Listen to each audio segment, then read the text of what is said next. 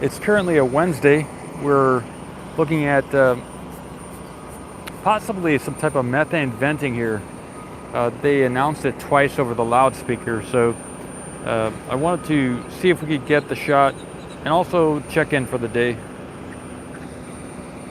It's a pretty sunny day here, and they made an announcement over the loudspeaker that they were clearing out within 50 feet of the orbital methane tank farm here. So I believe they're going to be doing a venting here soon. So that's why I'm positioned here. Good day to you, Paul Mamakos, Ocean Camera Space Corp. I have another camera, so I'll be able to get a 4K imagery if we're live streaming. I get the second camera here. So.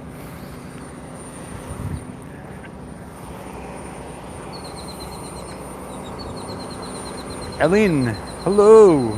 Good day to you.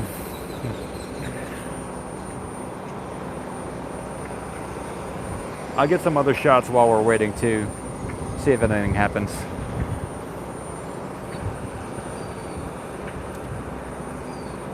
So it's currently 11 in the morning here, Wednesday, February 15th, 2023. Possibly looking forward to some methane venting here from the orbital tank farm area.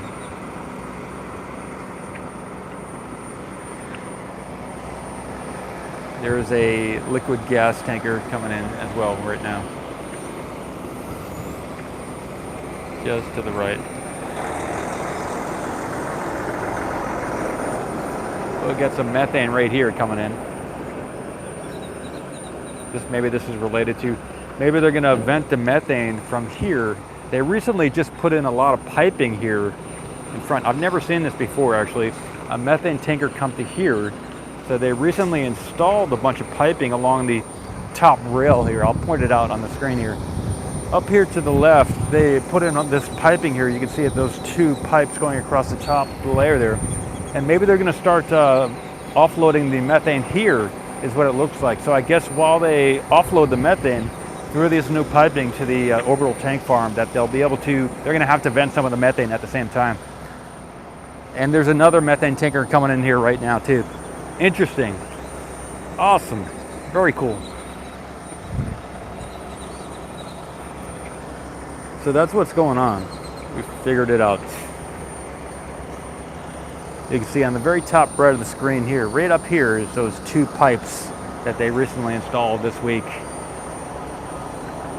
And this is a methane tanker coming in here, going to offload.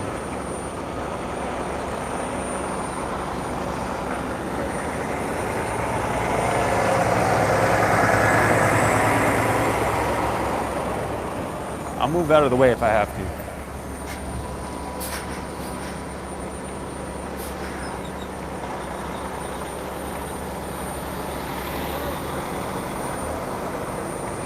Yeah, it's kind of tight over here. I'll move if I have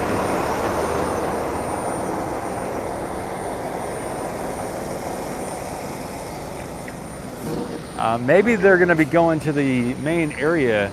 They're turning around. We'll see. I'll have to see. They get here to the right. If I have to move the camera, I will move. No problem. The other one appears to be going into the main gate over there on the right. So we'll see how this turns out.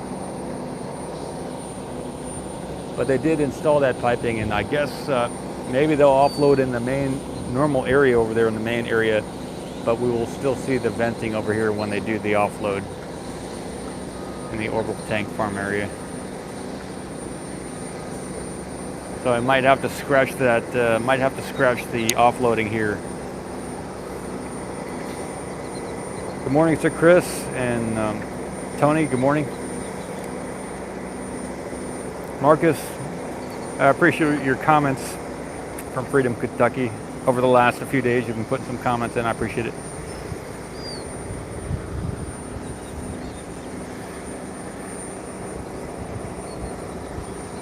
So I'm going to move the camera back a little bit, just in case he needs a little bit extra space. Okay, here we go.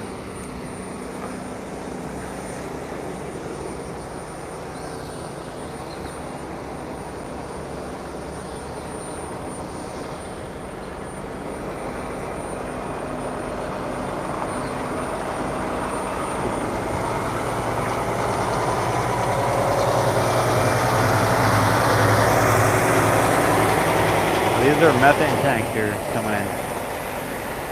They announced it over the loudspeaker twice that they were going to be needing to clear out about 50 feet around the area. I personally haven't seen the here. I'd like to meet them. We would maybe have some collaboration and stuff going on there. I've been reaching out to dive companies this morning and oil and gas companies that have subsea under the ocean operations.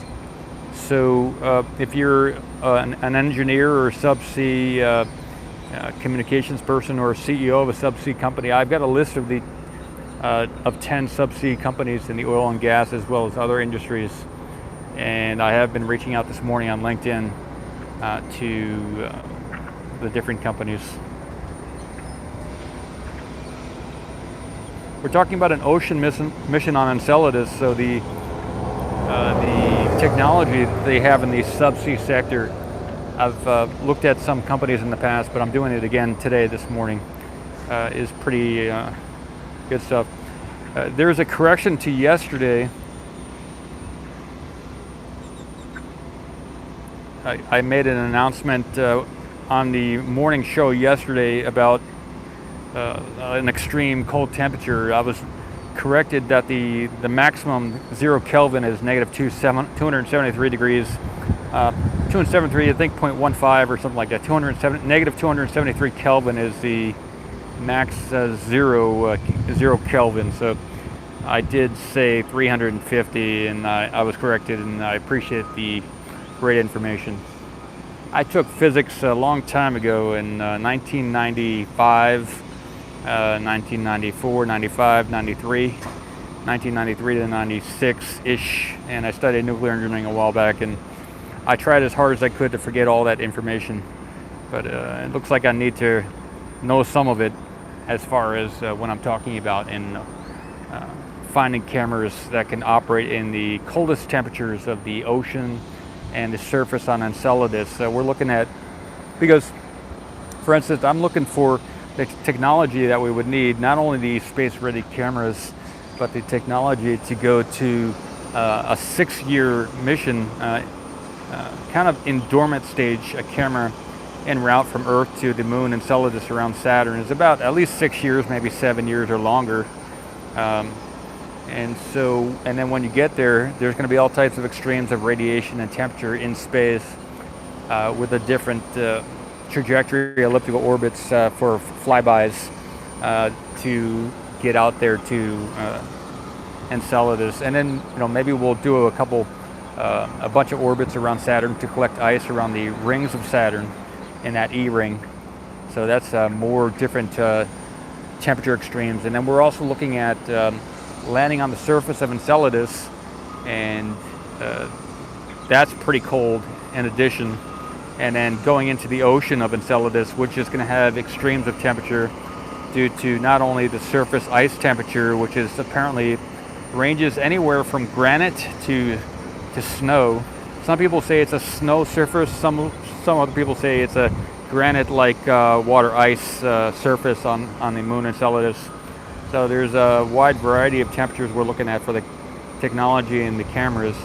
If we can simplify the dependence of the cameras on the different heating capabilities of the ship and everything else, if we can make the cameras able to withstand a wide variety of temperatures, then we can lessen the FUBAR. FUBAR is a term in the military. FUBAR and KISS, KISS. If we can KISS and FUBAR proof the cameras and make them independently able to withstand extreme temperatures, then as we go into the ocean on Enceladus, if we are able to get into the ocean and get that ocean imagery, the imagery aspect of the mission will be a success, because nobody up till now on the Earth has ever taken any ocean video imagery from any ocean off the Earth. So that's one of the main goals here at Ocean Camera Space Corp. And the second goal is to collect and store up to 100,000 or more gallons of water. If we can build a well on Enceladus, that would be the ideal. A well, just like a well here on the Earth for water. If we can put a well into one of those geysers, maybe like the most blatant example would be to take like a long pole and stick it into one of those geysers and puncture it all the way into the ocean. Just like you would take a hypodermic needle at the doctor's office and they would draw some blood. We'd like to put a large needle into one of those geysers, like a well, and that would be the ideal situation. And then we're not limited to 100,000 gallons of water, which is only about 1/8 of a swimming pool of water. We could have as much water as we want. So that some people have asked, well, what are you going to do if the price of water decreases dramatically? I'll get on camera for this. What are you going to do if the price of water goes to $1 per gallon, or if space travel becomes so easy that water's worth nothing, just like here on the Earth? I mean, a gallon of water at Kmart or Walmart is $1.30 if you get good water. If you get a little bit on the less crappy side of water, where you can if you can taste the plastic in the water, then that's maybe a lot cheaper than $1.35 or something that you currently in February 2023 would cost to buy a gallon of water here on the Earth. But we're talking in space. If it takes 6 years to get your spacecraft to the moon Enceladus around Saturn, then even if water is $1 per gallon in space, imagine that if water becomes $1 per gallon in low Earth orbit, cheaper than on Earth at $1.38, then it will still take 6 years to send that water to you if you're in a spacecraft out there marooned beyond Mars and you're out of water and you need a source of water. At that point, if you have whatever money you have in your bank account, I would be able to sell you that water for whatever price you have in your bank account. And I could even say, forget it, we're going to let you die. You don't need any. You don't have enough money to buy our water. So. And if you need, if you have a rocket ship out there, we can produce oxygen, and we can produce rocket fuel and food to grow your crops and everything else. So that's what the water is for. And maybe you want to make cement, or maybe you want to do you need water to make cement. So we can provide the water for the cement. If we have a big well on Enceladus, less than a mile deep. The ice on the south portion of Enceladus, I've heard that there's a summer season and a winter season for the moon Enceladus. So depending on when we get there, we might get there in the winter, we might get there in the summer. But when we get into the surface, apparently I've heard different variations in the temperature on the surface of Enceladus. So we got to prepare for almost any situation, and if we can keep it KISS, K-I-S-S, and keep it FUBAR proof, FUBAR proof, the more we can have the camera rely on its own capabilities than some type of outside heating structure around the camera. And if we can get the camera into the water, that's what the purpose of these different subsea companies here in the oil and gas field. That's why I'm reaching out to them, because they already have the ocean experience, the technology ocean experience. So yes, there are many technologies here on the Earth that we have that are very big, but we also have to consider that we're gonna have to get the technology to Enceladus itself. So, and every pound costs money when you're sending it into orbit. So we'd like to keep the mission down in the billions as low as we can for mission costs, so that when we get there, we can actually, so we can do a mission. So we're looking at anywhere from I'm shooting for around $6 billion to $8 billion mission cost.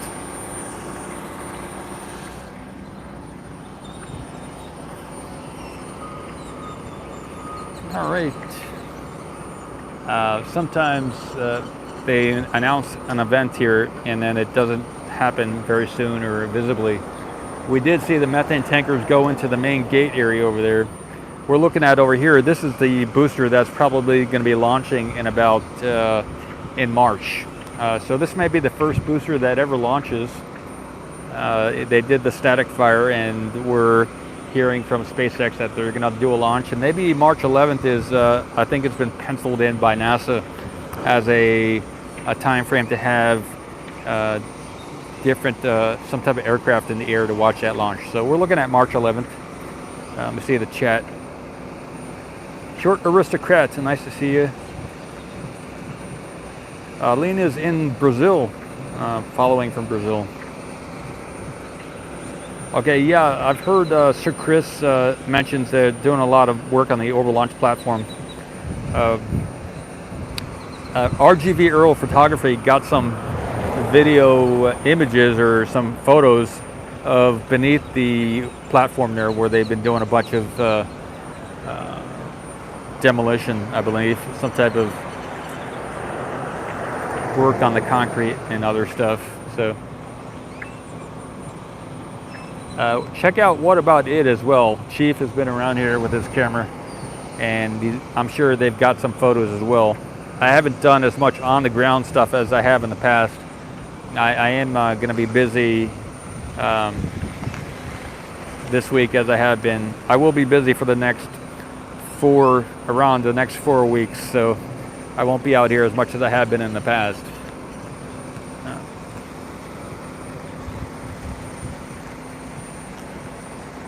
How you doing? What's going on? What are you documenting? Just SpaceX and the different events. Are they doing anything today? Maybe some type of methane venting. That's it? They did an announcement over the speaker. Oh, okay. Just a minute, let me get the camera here.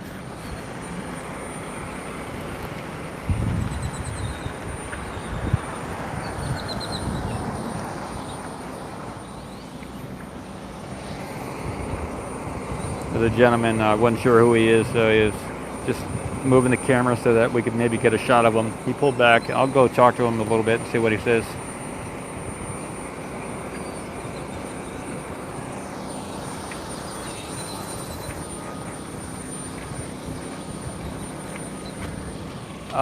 Yeah, 2 methane tankers pulled in, but I've never heard them before say like a 50 feet clearance area for the methane venting in the orbital tank farm. So that's what I'm looking at. So, like, how long do you think it would take for them to do that? When it might happen, I don't know, but they announced it starting at 10 in the morning.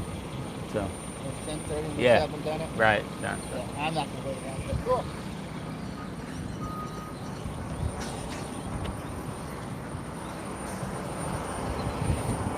All right. Hey, Tony. So I don't know how long I'm gonna stay here, but I'll do another 15 minutes maybe. If there's something you'd like to see, I'll just showing some of the sites here. They're doing a bunch of. We can see them doing some work on the orbital launch platform here.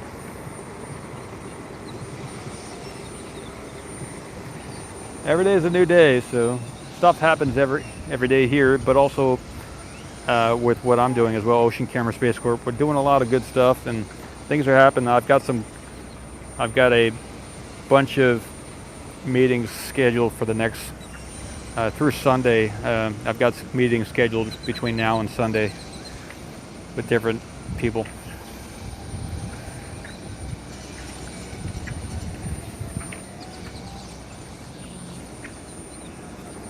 If you're an engineer and you're interested in this stuff, or a scientist or some type of planetary researcher, or you're a business person or any other professional, reach out to me. I'd love to, if you're interested and you're excited about this type of work, reach out to me and we can see if there's a way we can benefit each other. I don't know what this white thing over here is with this water. Kind of been a little bit intrigued by it. Maybe it's not water. It's got like a bluish color to it. Maybe it's something like some type of like you would use for your vehicle to keep the windshield washing fluid or something like that. But does anyone know what this stuff is? By looking at SpaceX, we can learn a lot of stuff. So what they do here has a lot of applications to other areas.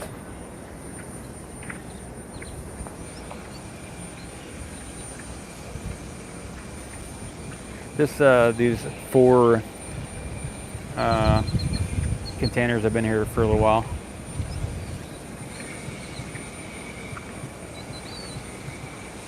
Behind it is that cylindrical back there is a helium container, so that's what that's about. And you can see they still have those large blue HVAC power units. All these blue things back there are for supplemental power during the different static fires and other events. The speculation a while back was that they have these here until they get that red E brick in. This is my speculation.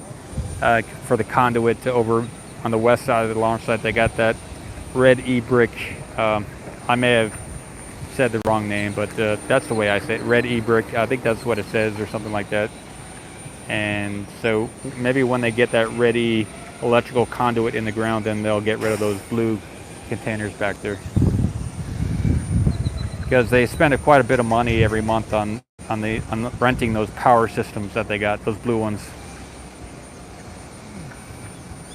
We calculated the fuel usage a while back, and it was in the tens of thousands of dollars per day per unit, and they got 4 units. So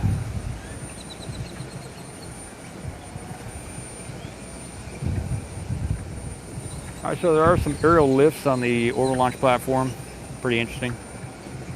It's kind of fun when they do that kind of stuff. You see that there are those orange aerial lifts.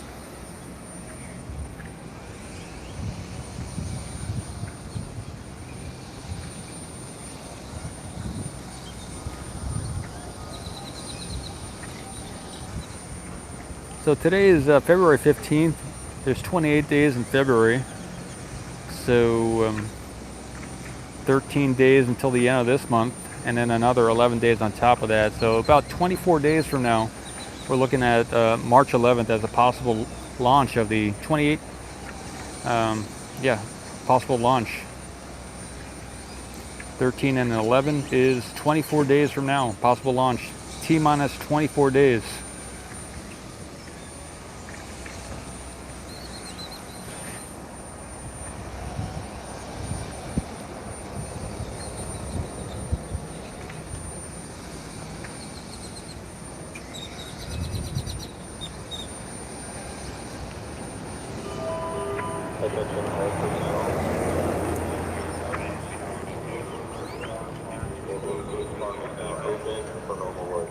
All right, the venting is over. They just did an announcement the orbital tank farm is open. So I guess they didn't have any major extreme venting during that offloading of the methane. They must have done those, maybe it was more of a precautionary thing. I guess anything can happen when we saw those 2 methane tankers come in. So anything could have happened, but it was a successful offload without any real major hiccups. So congrats to the team there.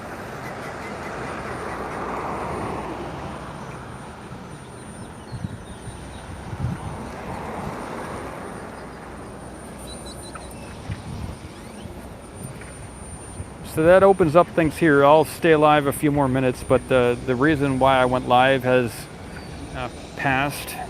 We've made it, and I guess I can cover some of what we see here at the site. I'll lift up the camera. We'll get a few other shots. See, it's packed full of vehicles. I believe there was a road closure, tentative road closure scheduled for today that was canceled. So they have, this morning when I came out and I was saying to myself, is there going to be a road closure or not? I saw all these trucks here this morning. I'm like, well, it doesn't look like a road closure. As when there is a road closure, this is normally empty on the right. All these trucks and vehicles that we see is normally not here when there's some type of road closure. Yeah, maybe one tomorrow, huh? Says Sir Chris. Good stuff. Yep, might be a road closure tomorrow. That's, we got 2 starships here, and let's see.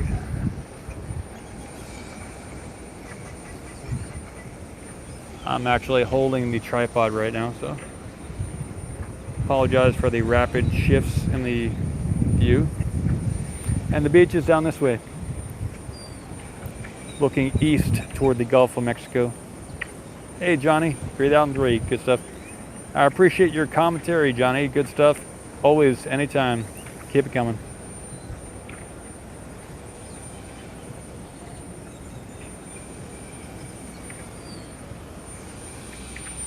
And I'll show the shot. We haven't seen it in a few days at least.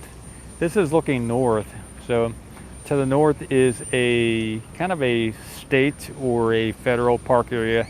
It's a combination. The apparently the U.S. government owns some property up there on the dunes, and I think this area over here is state fish and wildlife or something else. Beyond that fence line is all state area. And the way distance up north toward the peninsula before going across the strait over there is about 5 or so acres owned by the JFK Foundation, and there are a couple other property owners up there on the very northern part of this land before going across to the South Padre Island. The JFK Foundation owns some property up there, and some other property owners. All right, that'll be it. I'll finish with a shot of the Starship on Pad B. Wish you the best for your day today and forever. Yep, good stuff. Thanks for tuning in.